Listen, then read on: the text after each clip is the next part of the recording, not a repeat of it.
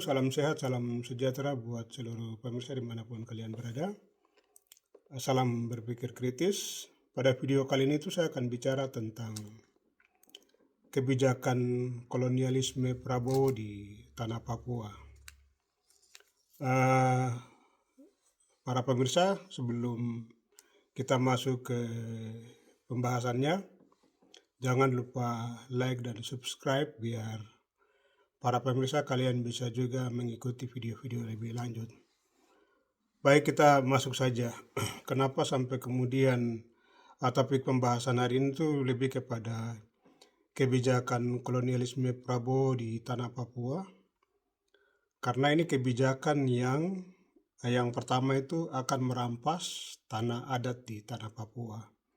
Sementara ketika kita bicara tanah Papua itu bukan tanah kosong, tanah yang dihuni oleh 300 suku, dan kemudian di dalam 300 suku itu terdapat ribuan marga.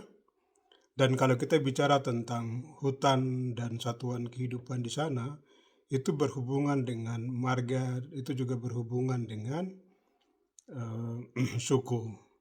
Sehingga antara manusia dan alam di tanah Papua itu kemudian tidak bisa dipisahkan. Karena misalnya ketika ada tindakan untuk menghancurkan atau memisahkan itu sama dengan tindakan kejahatan. Itu yang pertama. Kemudian pendudukan. Nah, ini kan program untuk mengirim orang agar menduduki tanah Papua. Kemudian seakan-akan itu tanah milik negara yang seenaknya dikuasai. Padahal sebelumnya kalau kita ingat, Rocky Gerung selalu bilang bahwa negara itu tidak punya tanah. Dan itu memang betul. Yang punya tanah itu adalah rakyat. Nah, rakyat Papua atau bangsa Papua ini yang punya tanah. Sehingga kalau negara kemudian ingin untuk melakukan pendudukan dengan alasan transmigrasi dan segala macam, ini kan sama saja dengan kejahatan yang dilakukan oleh negara hanya untuk ingin supaya bagaimana ini tanah itu kemudian bisa dikuasai dan seakan-akan tanah itu milik negara. Dan ini sebenarnya juga bagian dari kejahatan. Yang ketiga itu seperti yang sudah saya sedikit jelaskan tadi, yang ketiga itu lebih kepada penguasaan. Jadi para transmigrasi ini dikirim hanya untuk supaya bagaimana menguasai semua tanah di Papua. Dengan begitu itu akan berdampak kepada yang pertama itu marginalisasi terhadap orang Papua. Yang kedua itu berdampak kepada akan mempercepat pemusnahan orang Papua. Nah, tindakan seperti begini kan sebenarnya ini kan tindakan kejahatan. Tindakan kejahatan dan tindakan kejahatan ini itu juga bertentangan dengan konstitusi, bertentangan juga dengan Pancasila. Nah, Prabowo sendiri dengan mengeluarkan kebijakan kolonialisme seperti begini, ini kan Prabowo menunjukkan bahwa dirinya ini bukan seorang negarawan, dirinya ini juga bukan seorang nasionalis, tapi dia seperti seorang yang jauh dari semua itu. Jadi kayak ini kebijakan premanisme yang kemudian ingin menghancurkan sebuah peradaban bangsa tertentu. Padahal tindakan seperti begini kan tindakan melanggar konstitusi, karena konstitusi sendiri itu ada yang bersifat tertulis dan ada juga yang bersifat tidak tertulis. Atau misalnya bertentangan juga dengan Pancasila, bertentangan juga dengan kebinekaan. Padahal ketika kita bicara tentang pemberdayaan, itu bicara tentang sistem hukum dan kebijakan yang berhubungan dengan penyelamatan warga negara. Karena kalau kita bicara tentang konstitusi misalnya, itu setiap warga negara dan satuan kehidupan itu harus dilindungi.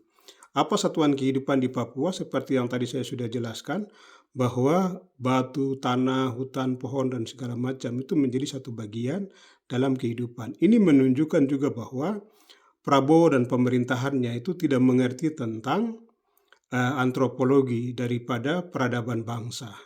Misalnya di bangsa Papua mereka juga tidak mengerti tentang antropologi, atau mereka juga tidak mengerti, misalnya Prabowo juga ini tidak mengerti tentang hak asasi manusia yang bicara tentang perlindungan terhadap misalnya satuan kehidupan. Nah, ini kan tindakan-tindakan yang akan sangat mengancam orang lain dan ini juga bagian dari praktik kebijakan kolonialisme. Karena ini juga merupakan praktik kejahatan kolonialisme, mari semua orang itu harus mengkritisi Prabowo dan harus selalu bersuara bahwa ini tindakan kejahatan yang melanggar Pancasila dan konstitusi, sehingga Komnas HAM juga harus segera mengeluarkan pernyataan atau lembaga-lembaga independen yang harus juga mengeluarkan pernyataan bahwa adanya menstrea. Karena ini belum dilaksanakan, misalnya kebijakan ini belum dilaksanakan, berarti ini sudah masuk dalam kategorisasi menstrea. Jadi adanya niat. Nah, sementara dalam perspektif misalnya hukum, kalau adanya niat ini berarti memiliki keinginan untuk melakukan sebuah kejahatan. Nah, bagian ini yang kita harus lawan sama-sama, kita harus bersuara sama-sama, karena dari awal kepemimpinan Prabowo ini sudah mulai kayak bikin gaduh, bikin masyarakat mulai jadi takut dan antipatik, dan pokoknya masyarakat sudah semakin cemas karena ini ancaman serius bagi bangsa Papua. Kebijakan ini akan membuat orang Papua itu semakin marginal, orang Papua akan semakin kehilangan tanah adat dan satuan kehidupan. Padahal tanah itu merupakan alat produksi atau sumber utama ekonomi. Negara dengan sengaja ingin menghancurkan semua itu. Dan ini kan tidak hanya menghancurkan sumber ekonomi, tapi juga menghancurkan peradaban, menghancurkan asal mula sejarah yang panjang, dan menghancurkan satuan kehidupan soal ekologi, tapi juga nilai-nilai yang terpendam di dalam masyarakat. Nah, mari teman-teman semua kita mengkritisi kebijakan kolonialisme ini, supaya negara itu misalnya harus dikelola dalam semangat perlindungan. Bahkan misalnya kalau pemerintahan yang baik itu pasti pemerintahan yang ingin menegakkan hukum sampai dengan memastikan bahwa apakah Papua sendiri itu dipaksakan masuk itu bagian dari kejahatan kolonialisme atau tidak.